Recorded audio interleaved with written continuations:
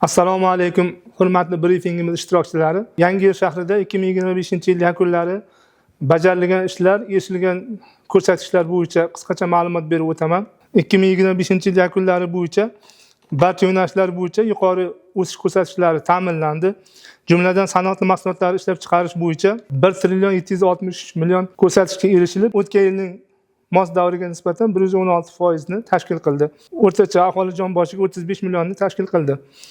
Xizmat ko'rsatish sohasi 582 milliard hajm amalga oshirilib, bu o'tgan yilning mos davriga nisbatan 116% o'sish ko'rsatkichiga erishildi.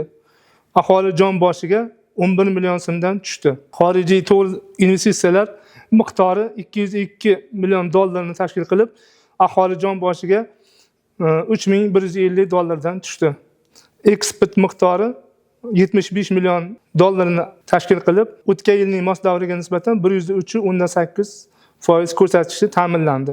Ishsizlik darajasi 6.9% ni tashkil qilib, yilning oxiriga esa 4.2% yoki 2.7% ga kamayishiga erishildi.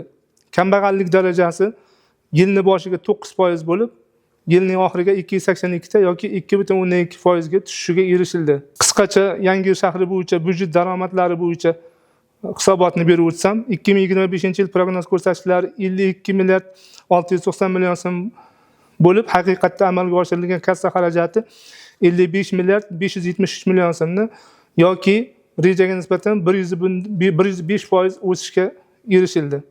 Byudjetga qo'shimcha ravishda 2 milliard 883 million so'm tushum ta'minlandi.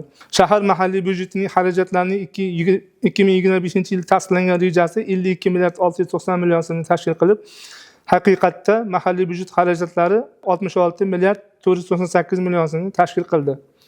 Qisqacha axborotim shundan iborat. E'tiborlaringiz uchun rahmat.